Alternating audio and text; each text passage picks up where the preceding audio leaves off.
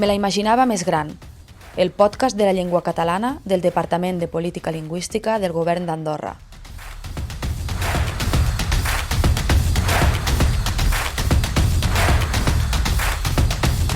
Molt bon dia a tothom, benvingudes i benvinguts al segon programa del podcast Me la imaginava més gran, un programa del Departament de Política Lingüística del Govern d'Andorra.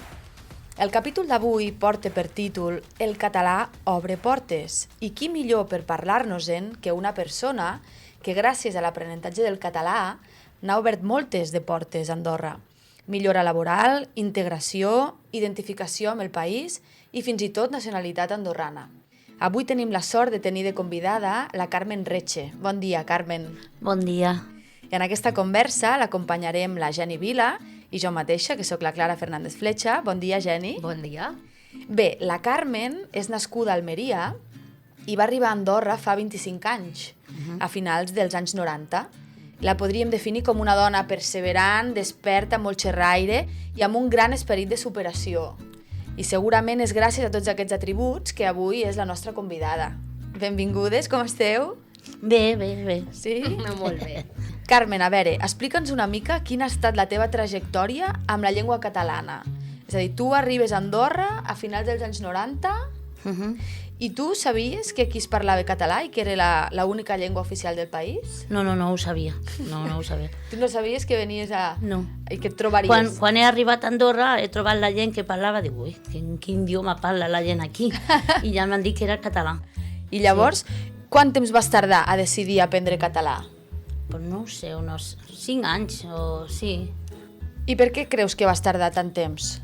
Perquè no m'havien dit res d'aprendre català. A la feina ha arribat una notícia del Comú, qui em volia aprendre català, i jo me'n vaig apuntar, però el meu cap m'ha dit que no podia perquè tenia que netejar la feina i no podia marxar. Perquè tu et dedicaves a la neteja. A la neteja, sí. I no podia marxar perquè havia que netejar. Però m'han dit que havia horari del matí, horari com jo treballava a la tarda, dic, puc anar al matí i anar per el meu compte. És a dir, tu et va arribar la informació a través de la feina. Sí, a través de la feina. I no, diguéssim que d'entrada no et van posar facilitats? No, m'han dit que no. No, m'han dit que no. I una amiga meva d'un altre departament, ella ha anat en el seu horari de feina. L'han deixat, a ella sí l'han deixat, però a mi no. I tu no podies anar i havies d'anar pel teu compte fora de l'horari laboral. No, però ja he dit, m'ha agradat això, diu, perquè penso que no m'han tomat en sèrio. Han pensat que no, que volia marxar per no treballar. I per això he dit, voy a demostrar que jo vull aprendre català, que no és broma. que realment t'interessava. Sí. I quan he anat a dir, le digo, tens un segon, és per dir-te que ha aprovat el nivell A. Dice, molt bé, t'ha dit de l'encarregat que s'ha de netejar l'escenari? Digo, sí, ara marxo. Ara marxo. Déu-n'hi-do. Sí, no li va agradar, perquè l'he dit això. Déu-n'hi-do. Sí. I llavors en aquest moment és quan intervé la Jenny en la teva vida, perquè la Jenny era la teva professora de català. Sí, al principi era la Marta, una Marta, però ha estat molt poc temps, molt. I després ha vingut la Jenny. També per això, si hagués tingut un altre professor, no sé si hagués continuat tant de temps, però la Jenny m'ha donat molta confiança en mi, m'ha dit que jo podria fer-ho, i gràcies a ella penso que me l'he tret també, Si no. Si hagués tingut un altre professor, penso que no, M'ha animat molt, molt, sí.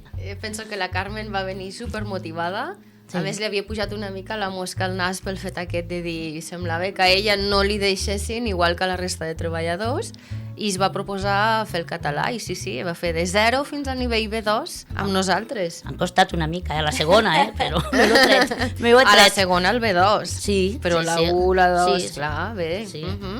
També hi ha un fet que l'aprenentatge és més significatiu quan veus que hi ha implicació emocional, no?, de la persona que t'està ensenyant la llengua. Sí. I em penso que això als centres ho feu molt bé, perquè la gent sempre se sent acollida i t'encoratgen més, no?, si tens algú que confia en tu, t'anime... Sí, m'ha donat molta confiança en mi mateixa. Sí. I llavors, Jenny, com va ser aquest acompanyament de la Carmen? Doncs d'entrada ella va dir el que necessitava i s'ho va prendre molt seriosament, venia cada dia, cada matí. Llavors és una mica com treballem al centre. Sí. Tenim el mateix material que utilitzaríem a les classes presencials, perquè al final totes som les mateixes professores, estudien una mica pel seu compte, donem una part de teoria, la pràctica, sempre corregeixen amb nosaltres, els fem practicar a partir que acabem cada unitat i el fet això de que com que estem la professora amb la usuària, amb l'alumne en aquest cas, és que és com una manera d'estudiar molt individualitzada. I a mi m'ha costat una mica més també perquè abans jo a l'escola no feia res, era tranquil·la. I quan he arribat aquí he tingut que aprendre ortografia, que en castellà no ho sabia, i l'he après en català. Digo, Déu-n'hi-do. Clar, que has après moltes coses que amb la teva llengua materna potser no no havies feia, consolidat. no, perquè a l'escola no feia res. Sí, no he fet aquí, sí. I l'últim any he anat també amb el professor de la nit. Al matí anava al centre amb la Jenny i a la nit amb el Xavi. I cada dia, Cada dia, sí. Perseverança. Sí. Era català. Incluso quan estava, com es diu, planxant, me posava un paper con los prenoms febles davant meu i jo planxava i mirava. Sí, anava amb el meu fill, ell anava a jugar al futbol i jo sempre ahí al costat vigilant, perquè era petit, i jo repassant con les apunts i tot això. Sí, es va tornar com una obsessió el català. Sí, català, sí.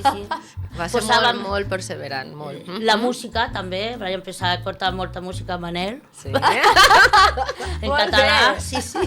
O sigui, ara música també en català i tot, sí. I quant temps va durar aquest aprenentatge, Carmen? Sí, uns 4 anys, o així, uns 4. 4 anys. Sí, perquè el B2 el vaig aprovar al 2014, sí. Déu-n'hi-do, uns 4 anys, sí, però cada dia. I ara ho trobes a faltar ara, d'anar al centre a veure la Jenny o no? Sí, m'agradaria tornar, sí. Mira, sempre pots preparar més nivells. Sí, no, alguna vegada vaig per fer una mica de conversa, perquè no practico ara molt, a la feina no practico molt, i vaig amb ella per fer una mica de conversa. Perquè, clar, tu et deus trobar potser que hi ha gent que ja t'havia conegut abans parlant en castellà. Sí, em costa molt parlar amb mi en català. I la gent té tendència de parlar-te sempre en castellà, no? Sí. Sempre terminem parlant en castellà. Sempre. És que això és una lluita, Hi ha gent que me diu, és que no m'acostumo, sempre parlant tu en castellà i no... Clar, en català no. Tu devies aprendre, arribar al nivell B2 i dir, ostres, jo he arribat a aquest nivell, el vull fer servir ara el català, no? Vull poder anar al supermercat i parlar en català i que la gent en parli en català, però clar, a més tu ets d'en camp, el poble és petit i tots us coneixeu una mica, llavors és difícil a vegades. I la gent me lo diu que no le surt el català. A mi no. Hi ha una altra que sí que parla català a mi, per exemple la Jenny sempre, ella no. Clar. La Jenny sí, con algun un altre, però sempre, sí. Perquè això, Jenny, com ho feu als centres? Quan us arriba algú que, per exemple, comença català de zero, ja d'entrada els parleu en català? Sí. La immersió és total. Sigui de quina llengua sigui, de vegades, jo què sé, si et ve algun xinès, algun rus, potser al principi has de parlar una mica més d'anglès si és que en saben, perquè tampoc no vol dir que en sàpiguin. Però des del moment que entren parlem en català amb tothom i més o menys s'entenen, perquè actues una mica perquè t'entenguin. I Carmen, per exemple, tu, Carmen, ets un clar exemple d'escalada laboral gràcies a la llengua. Sí, perquè jo sempre havia demanat un canvi, perquè m'agrada molt parlar amb la gent, i jo demanava sempre una recessió, turisme, una cosa, i sempre deien, no, perquè no parla català, després, no, perquè no és andorrana, sempre. I a partir d'ahí de que he dit així, he aprenent el català, després m'he fet andorrana, i ja m'han donat el canvi. Però no el que jo volia, perquè m'han enviat per fer una substitució a la cuina, m'ha agradat la cuina, i l'horari, les nens i tot això, i m'he quedat ahí. Després sí m'han dit de canviar, però ja no m'ha agradat. Ja no. Però al principi sí, el tracte amb la gent, m'agrada molt parlar. El tracte amb la gent. Sí, m'agrada molt, soc molt xerraire. I segurament si no haguessis après català, aquest canvi no l'hauries pogut fer, no? No, perquè una de les proves era el català. No he tingut que fer català perquè ja tenia la meva titulació. No he tingut que fer... I com va ser aquest procés de fer-te andorrana? Això com ho vas viure tu? Bé, bé. Sí? Sí, sí. Bueno, primer s'ha de fer el meu marit, que ell no volia, però s'ha fet a Andorra. I després jo. Molt bé. Sí, molt bé. M'ha agradat. I llavors tu a la feina, doncs, creus que podríem dir que notaves alguna diferència de tracte pel fet de no parlar català? A tu et tractaven diferent perquè no parlaves català? No, a la feina me trataven bé. Era després, quan demanaves alguna cosa, és quan no te feien cas. Quan tu volies algun canvi i o alguna ascensió? Sí, parlant amb algun de los que estan a dalt, no te feien molt de cas. Després no, després ja han començat a fer una mica més. Clar, és que l'ideal, Jenny, tu que controles una mica els recursos que oferiu, seria potser que les empreses poguessin deixar temps als seus treballadors en horari laboral perquè aprenguessin català, no? Perquè des dels centres de català oferiu classes de català a les empreses de manera gratuïta, fins i tot amb temàtica adaptada als sectors que requereixi l'empresa. Sí, sí, des de sempre també, que hi ha empreses que són molt fidels, cada any les mateixes professores van a les aules que ens ofereixen per poder fer classes presencials. Fins i tot fem cursos extensius de tot un curs escolar, fem cursos intensius i aquest any hem començat una modalitat virtual. Estem fent com uns cursos càpsula de 20 hores per fer un primer contacte amb els treballadors que acaben d'arribar, amb empreses noves també, i després també tenim altres administracions, no només el govern, hi ha comuns, la CAS, i també anem a fer classes on ens ho demanen. Aneu vol dir que el professor es desplaça? Sí, ens desplacem nosaltres i tots ho fan dins del seu horari laboral. És que això seria l'ideal, perquè a més l'empresa surt guanyant, no? Tens els treballadors formats, t'assegures que s'estan formant i a vegades el treballador, si ho ha de fer quan surt de la feina... Es fa mandra perquè pleguen tard, a vegades és més difícil. també. Jo penso que també és una mica potser per desconeixença i també m'agrada dir-ho aquí perquè si algú ens escolta que li interessi, que sàpigui que també oferim aquest servei. Tot gratuït, com les classes presencials, les virtuals, els centres, tot, doncs també ens desplacem a les empreses a fer les classes. I si hi ha alguna empresa que ens està sentint i ens escolten i volen demanar aquest servei, què han de fer? A qui s'han d'adreçar? Tenim un correu que és aprencatalà@govern.ad, que aquí hi ha totes les sol·licituds que ens volen fer arribar. Aquí responem la cap d'estudis o la nostra cap es posa en contacte amb l'empresa que li interessa que nosaltres anem a fer classes als teus treballadors. I no només oferim classes de català, de nivells de català, sinó que també oferim cursos de redacció de documents, per exemple. O si és una empresa d'hostaleria, doncs també modifiquem una mica el material, l'adaptem amb el lèxic, el vocabulari, les expressions que puguin necessitar els seus treballadors. Clar que potser hi ha empreses que necessiten que els seus treballadors puguin tenir, jo què sé, un coneixement inicial per entablar una conversa bàsica de bon dia... Sí.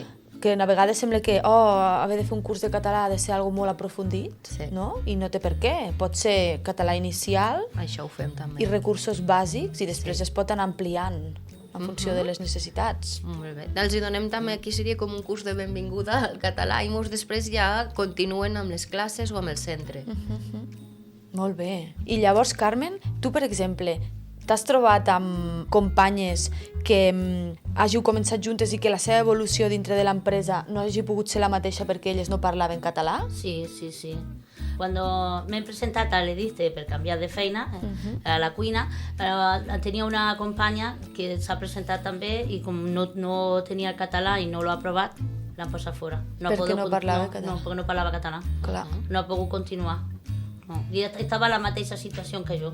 Portava molt de temps treballant a la cuina, però encara estava a la netella. I no, per el català no ha pogut. No. Jo li he dit després, apunta el català, aprende, que tornarà una altra vegada, sortirà un altre diste, però no, després no m'ha fet cas.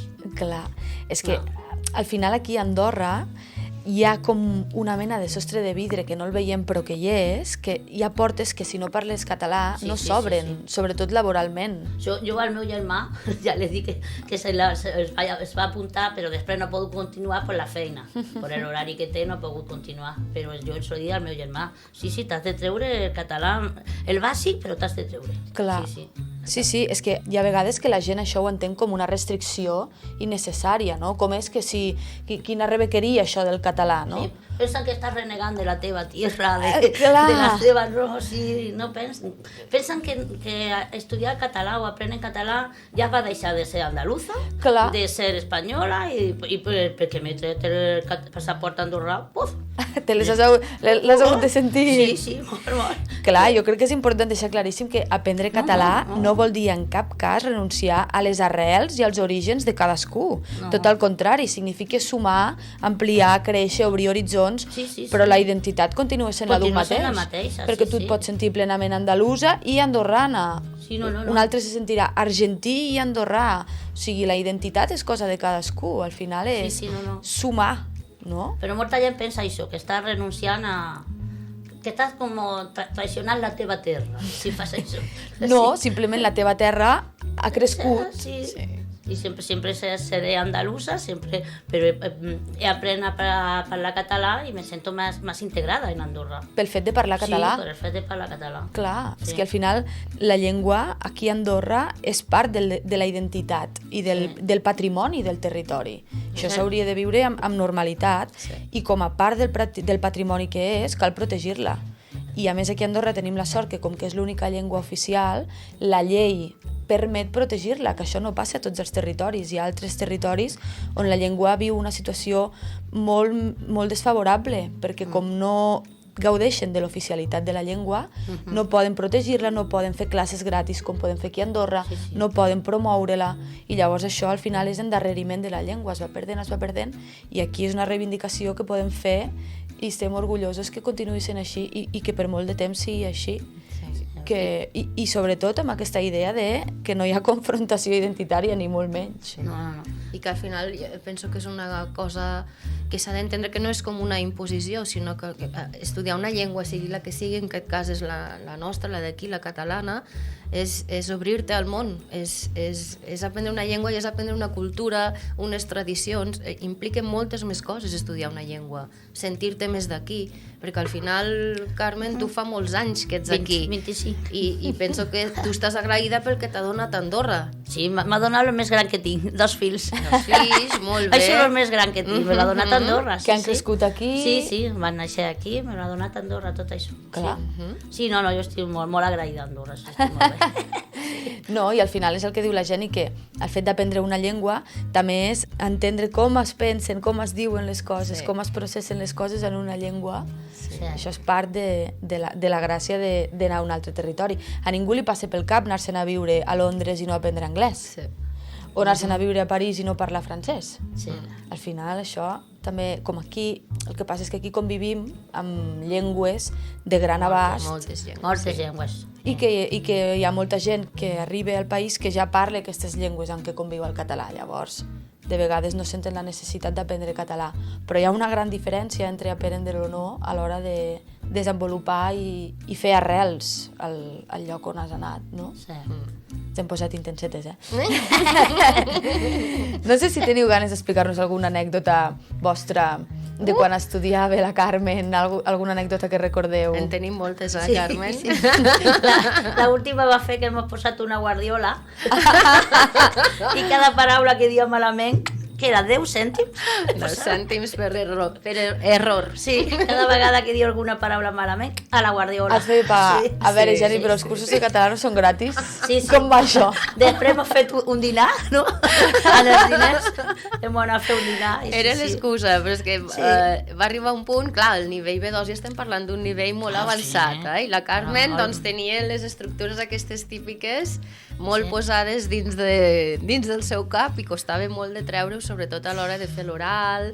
I va arribar un punt que ja no sabíem com, Carmen, això no, i al final vam dir, compra una guardiola, i cada error que repetia, dels errors que intentàvem evitar, doncs ella posava cèntims dins, vam fer cafès, un dinar, superbé.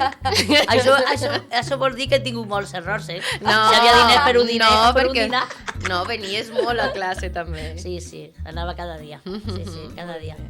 I tu, Carmen, què li diries a algú que fa 20 anys que viu a Andorra i no ha fet el salt de parlar català? Tu què li diries? Molt malament. Molt malament. Sí, que es posin a aprendre català, que no li doni vergonya. No sé, que és millor parlar català, te sents més identificada, pot prosperar a la feina.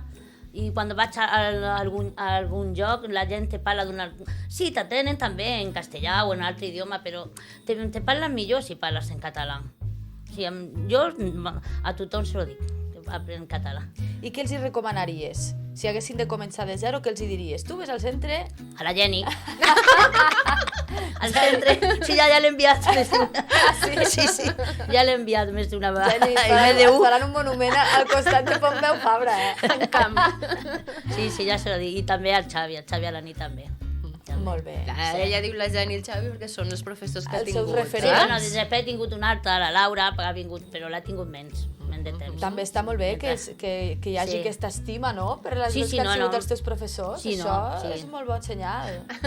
Sí, no, en tothom. Llavors, recordem, Jenny, algú que s'animi a parlar català i digui ostres, és el moment de fer el salt, què pot fer? Pot venir als centres de català? Centres de català, fent més autoaprenentatge, però que recordem que sempre tenen la professora o professor que els ajuda en tot el procés. Tenim les classes presencials, tenim cursos virtuals també. El Servei de Política Lingüística, si per exemple van a classe i després no troben el moment per parlar, aparellem també persones catalanoparlants amb les persones que estan aprenent a parlar català. El voluntariat per la llengua. El voluntariat per la llengua. Fem grups de conversa, fem moltes coses, tot gratuït i amb horaris... L'horari. Molt bé, amb horaris molt diversos perquè tothom s'hi pugui adaptar. Clar, la gràcia dels centres de català és que si a una persona no li van bé els horaris de classe, que són fixats, el centre està obert pràcticament tot el dia i la persona pot venir i fer l'aprenentatge adaptat als seus horaris. Sí. Que això està molt bé. I, per exemple, el que diem, el d'Escaldes, que és el més cèntric i on tenim més usuaris, obre des de les 8:30 del matí fins a les 8:30 de la nit. I fins i tot de vegades no s'hi poden quedar perquè no tenen temps, perquè tenen fills, perquè han de tornar a la feina. Els donem tot el material, que ho poden fer a casa, és autocorrectiu. Si tenen dubtes, després quan venen ens ho demanen. Vull dir, és que ens adaptem totalment a les necessitats de tothom. És a dir, fins i tot es pot venir a buscar material i no quedar-se a fer la classe o l'estona d'estudi perquè no tenen temps. Sí, i no amb nivells també només inicials, amb nivells de C1, C2, venen, els donem els dossiers i molts ens envien després per correu electrònic les redaccions que les tornem corregides. Vull dir, gairebé ni s'han de desplaçar amb nosaltres. Això és una ganga, Clar. Sempre dic que no aprèn català a Andorra és perquè no vol. Sí. Déu-n'hi-do. Bé, Carmen, per acabar, t'hem de fer la pregunta estrella del programa, que és: què t'imaginaves més gran en el teu procés d'aprenentatge de la llengua? És a dir, què creies que et costaria més i al final no ha sigut tan difícil? El parlar català. El parlar, per exemple, l'escriure l'ho he fet bé, bueno, me lo aprenia més ràpid, però el parlar, encara al dia d'avui hi ha paraules que encara em costa molt. Em costa molt. Aquesta paraula de la llum, el llum, aquesta paraula encara no la puc dir. Ja apren, per exemple, Sabadell, alemany, aquesta paraula ja encara la vaig dient. Ja les tens dominades. Però l'altra no. La llum, el mes i això... No. Recordo precisament que les paraules lluny, juny i llum van ser les paraules amb què més diners va haver d'invertir la Carme per intentar pronunciar-les bé durant el seu aprenentatge. El dia que he fet l'examen, diu, mare meva, aquestes paraules no surtin a l'examen, perquè encara costa molt, encara, sí. De fet, el camí de l'aprenentatge de la llengua és etern, Vull dir que un sempre pot anar transitant i sempre acabarà aprenent coses. Sí, no, vull dir que sempre hi ha temps. Sí, no. Per això de tant en tant vaig a veure la Jenny a fer una mica conversa i parlar una mica català. Sí, un reciclatge. És això com el carnet de conduir. Si no agafes el cotxe... Si no practiques, al final a la llengua el que hem de fer és usar-la i practicar. Sí, practicar. I fer-la servir a tot arreu, sempre que puguem, i donar-li empenta i corda. Molt bé, noies. Doncs moltes gràcies. nosaltres. Esperem que si algú se sent identificat amb la Carmen, s'animi a fer el mateix procés que ha fet la Carmen i a llançar-se a aprendre català. Sense por. Moltes gràcies. Adéu. Adéu.